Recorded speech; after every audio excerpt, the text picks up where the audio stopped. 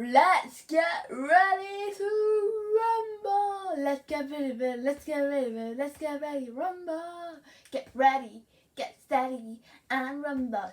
Everybody rumble. Let's get ready, let's get ready, let's get ready for Charlie's Review Rumble. Get ready, get steady, and rumble. It's Charlie's Review Rumble. Well, okay, I know it felt unnecessary, and I could have just gone my hey guys, this is Charlie from the Mix.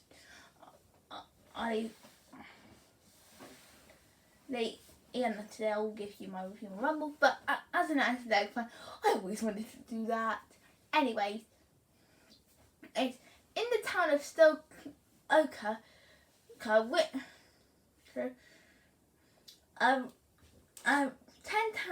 Actor was seen as a great champion. However, he decided to quit Stoker and move on to a new town. And now if Stoker wants its stadium to stay, it needs a new monster. When he finds the monster that Adu used to be the coach of Rayburn, with his son Rayburn Jr. going under the name of Steve. And together they team up and use Rayburn and Ben Jr.'s dance skills. It'll be a great wrestling duo. Well, I'm not gonna lie. I was pretty interested to see what this movie was about. I mean, it has an amazing concept of monster wrestling. I mean, where can you go wrong with a concept like that? Maybe we'll go find with other animated films, with how Paramount did it. The film looked like it was ready to rumble, but it's actually turned out to tumble. So let's dive into the characters. There's not really much I can say about these guys. They seem like they could be alright, but when watching the film for them, you can't really get into. The only two things this movie really focuses on are Winnie and Rick Jr. The kids are the others who were great coach and monster wrestler and want to live up to their legacies. Honestly, they're not really. They're just the typical people that want to live up to the legacy their father had set. They have potential to go be. And I can see where some could get likability. I mean, even Rayburn Jr. does have a neat concept of how he has to break out of his losing strategy to be the winner and the monster Stoker needs to save the stadium. But honestly, they don't really do much with these characters, and they're mainly the only two the movie focuses on. As the other characters don't really do much, they're just the other monsters. Those who, despite having unique designs, definitely don't really have much of a character. And the townsfolk who are either there to support Winnie, like her mum, or tell Winnie that the stadium will come down unless she does it quick. The only other character to get some spotlight is Tentacular, the movie's villain.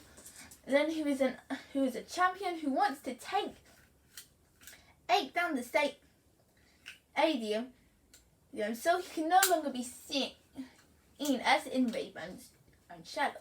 Honestly, while he isn't the most original villain, there are times where I find myself rooting more for Tentacular and for our protagonists.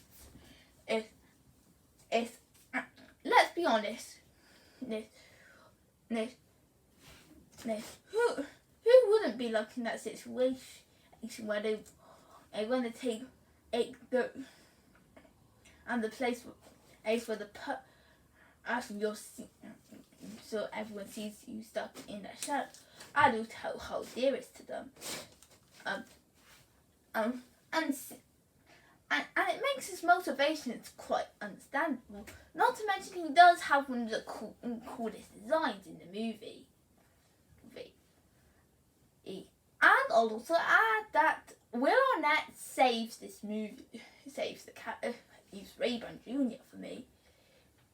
Yeah, the actors did an alright job. But it's Arnett's ornament that makes Rayburn Jr. Quite likable. And a strong character. Who does have some great development throughout the film. As for the story, well, there ain't really much I can say about this.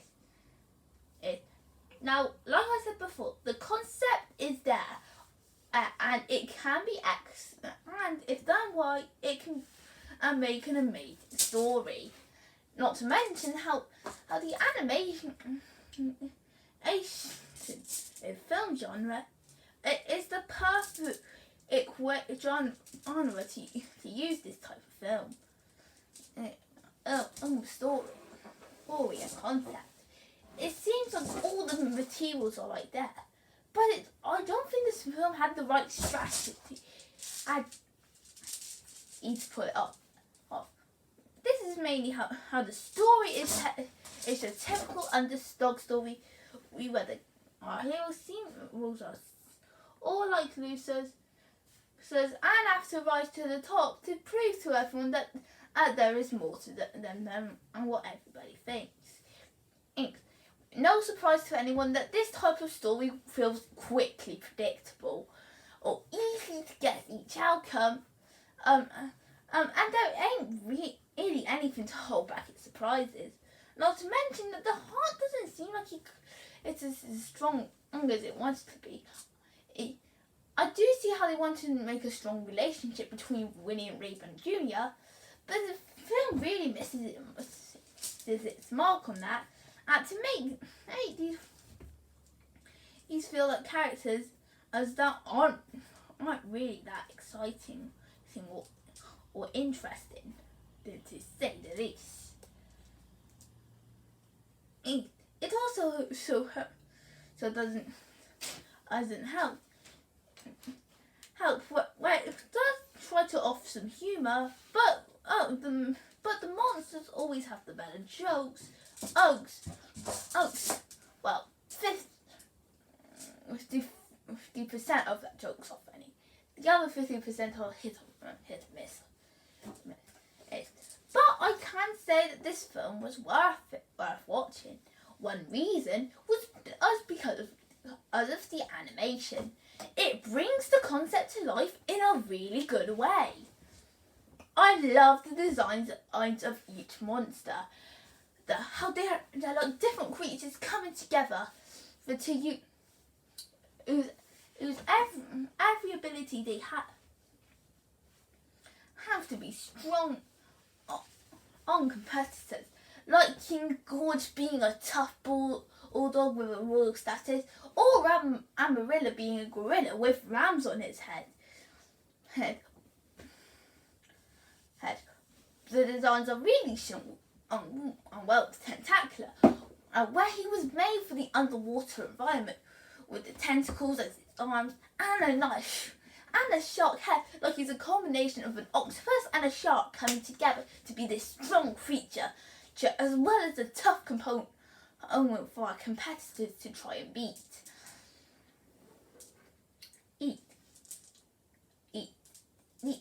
And the character animation actually does bring the fight scenes to life. Showing the different movements of each part of the monster, and with Steve to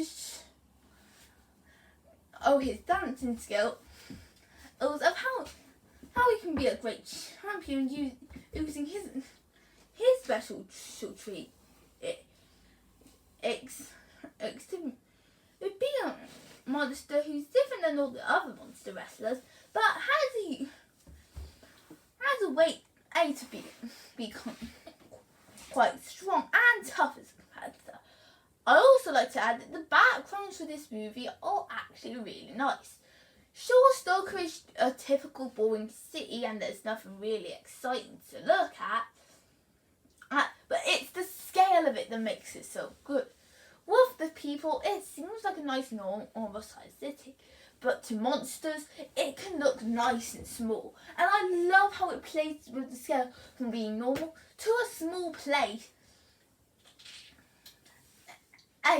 Except normal eyes. And it really shows with the stadium, with a big arena where the monsters can battle each other. Lots of seats around and where the crowd can watch the monsters wrestle. So and the stage that can go up and have the presenters go to the winning monster that after they won the fight and tell them and ask them how they feel. So overall, this film did have a good concept behind it. I could see how this could have been an amazing film.